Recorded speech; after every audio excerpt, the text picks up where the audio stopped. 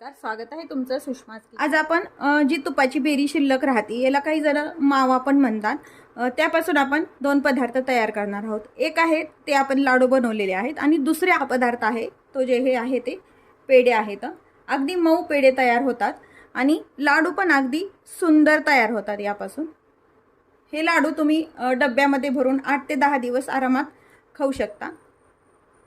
यामध्ये मात्र मी रवा किंवा डाळीचं पीठ न वापरता आपली शिल्लक राहिलेली पोळी वापरलेली आहे, त्यापासून हे लाडू तयार केलेले आहेत. रेसिपी शेवटपर्यंत बघा. रेसिपीला लाईक करा, चॅनलला सबस्क्राईब करा, तसेच बेल नोटिफिकेशन पण ऑलवर प्रेस करा, म्हणजे माझ्या प्रत्येक नवीन रेसिपीचं नोटिफिकेशन सर्वात आधी. सुरुवातीला बेरी जे आहे त्याचे आपण पेढे तयार करायला घेऊया. आधी पेढे तयार करू आणि नंतर मग बेरी आणि पोळीचे हे लाडू तयार करू. पेढे तयार करणार आहोत. त्यासाठी मी ही 1 वाटी बेरीला मिक्सरच्या भांड्यामध्ये घेऊन बारीक करून घ्यायची आहे.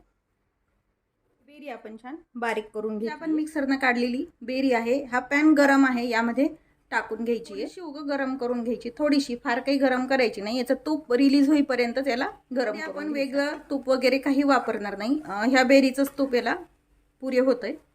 अगदी थोडंसं दूध टाकून घ्यायचं.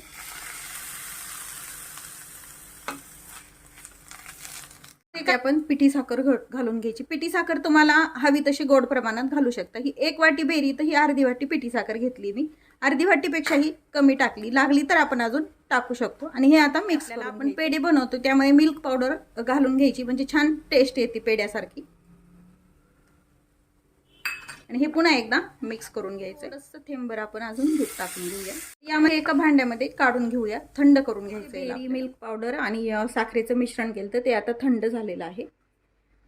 पुन्हा एकदा मिक्सरमध्ये घ्यायचंय. आत्ता मी ह्या मिक्सरमध्ये पिठी साखर काढलेली आहे, तोच मग मी वापरते. यामध्ये टाकून घ्यायचं. हे याच्यासाठी टाकायचं की हे छान एकसारखं होण्यासाठी, बाइंडिंग येण्यासाठी व्यवस्थित मिक्सरमध्ये फिरून घ्यायचंय. मिक्सरमध्ये बारीक करून घेतले, त्याच ताटामध्ये आपण हे काढून घ्यायचंय.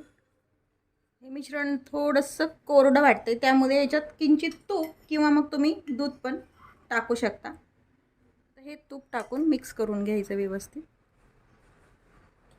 याचे तुम्ही लाडू पण बनवू शकता किंवा मग हे जे मिश्रण आहे तुम्ही याचा गोड पराठा पण बनवू शकता, पोळीमध्ये स्टफ करून.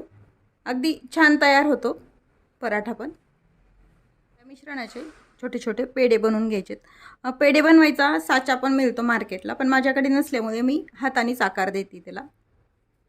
हे आपण मिक्स करून घेतलंय, जास्त हे लाडूसारखं करून घेतलंय. यातलं आता बघा तूप किती रिलीज झालंय, पण हे नंतर फ्रीजमध्ये ठेवल्यानंतर व्यवस्थित होतात. आणि याला असा पेढ्याचा आकार देऊन घ्यायचा आहे.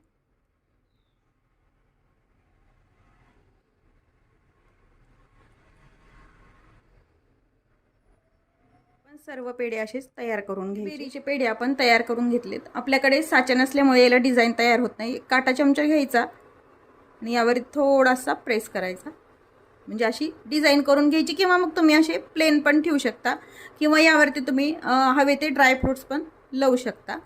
हे एक 15 मिनिट फ्रीजमध्ये किंवा मग फॅनच्या हवेखाली अर्धा तास आपण असेच ठेवले तरी हे छान सेट होतात. तयार आहेत आपले बेरीचे पेढे. आपण हे 15 मिनिट फ्रीजमध्ये ठेवून घेतलेले आहेत. अगदी छान तयार होतात पेढे, हे मऊसर पेढे तयार होतात. नमस्कार. आता आपण बेरीपासून दुसरी रेसिपी तयार करूया, बेरी आणि पोळीचे लाडू. बेरी आणि पोळीचे लाडू बनवण्यासाठी इथे मी शिल्लक राहिलेल्या 2.5 पोळ्या घेतल्यात, म्हणजे 2 आणि अर्धी पोळी घेतली. आणि तूप कडून राहिलेली, काही जण याला मावा म्हणतात, काही जण बेरी म्हणतात, ती बेरी आहे. आणि आवश्यकतेनुसार गूळ घेतलेला आहे. यामध्ये तुम्हाला जर आवडत असतील तर तुम्ही ड्रायफ्रूट्स वगैरे पण घालू शकता. यामध्ये मी घेतलेली नाही आहे. तवा गरम करायला ठेवलाय. ही पोळी अशी डायरेक्ट न वापरता अशी पण तुम्ही वापरू शकता, नेहमी आपण पोळीचा लाडू बनवतो तशी. पण थोडीशी अशी कडक भाजून घेतली तर हे लाडू जरा जास्त दिवस टिकतात पण आणि खुसखुशीत लागतात. त्यामुळे ही पोळी अशी थोडीशी पापड जसा भाजतो तसं कुरकुरीत होईपर्यंत छान भाजून घ्यायची आहे. तसं तूप लावून घ्यायचं, म्हणजे पोळी छान खरपूस अशी भाजली जाते. लावलेली बाजू तव्यावरती परतून घ्यायची आणि दुसऱ्या साईडनं पण आपण तूप लावून घेणार आहोत. तर पोळी आपली छान भाजून झाली. अशाच आपण शिल्लक राहिलेली पोळी पण भाजून घेऊया. ही भाजलेली पोळी एका जाळीवरती काढून घ्यायची, म्हणजे याला घाम येत नाही. ही जी पोळी आहे भाजून घेतलेली, याचे आपल्याला तुकडे करून घ्यायचे. तर अशी कुरकुरीत भाजल्या गेली पाहिजे पोळी व्यवस्थित. आपल्याला मिक्सरच्या भांड्यामध्ये घ्यायचे.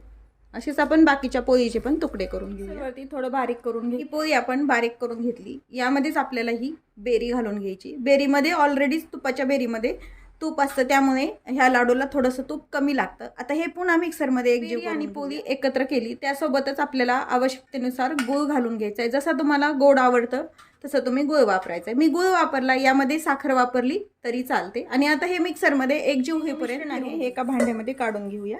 साहित्यामध्ये वेलची पूड सांगायची विसरली, वेलची पूड टाकून घ्यायची. पोळी यासाठी भाजून घेतली, आधी सांगितल्याप्रमाणे भाजून घेतलेल्या पोळीचे लाडू तुम्ही प्रवासात पण नेऊ शकता किंवा मग हे जास्त दिवस टिकतात. त्यामुळे पोळीतलं मॉइश्चर कमी होतं भाजल्यामुळे आणि लाडू छान टिकल्या जातात.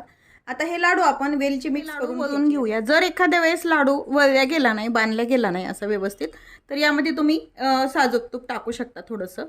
पण तुपाच्या बेरीचं प्रमाण व्यवस्थित होतं. गूळ आणि तुपाची बेरी वापरूनच मग हे लाडू छान वळल्या जातात. हवे तसे तुम्ही छोटे मोठे लाडू वळून घेऊ शकता. तयार आहे. सर्व लाडू तयार करून घेतले. नमस्कार, स्वागत आहे तुमचं सुषमाज किचन. तयार आहेत आपले बेरीपासून तयार केलेले लाडू आणि पेढे. रेसिपी नक्की करून पहा. रेसिपीला लाईक करा, चॅनलला सबस्क्राईब करा, तसेच बेल नोटिफिकेशन पण ऑलवर प्रेस करा. अशाच नवीन रेसिपीसोबत पुन्हा भेटूया. तोपर्यंत बाय बाय. व्हिडिओ पाहिल्याबद्दल धन्यवाद.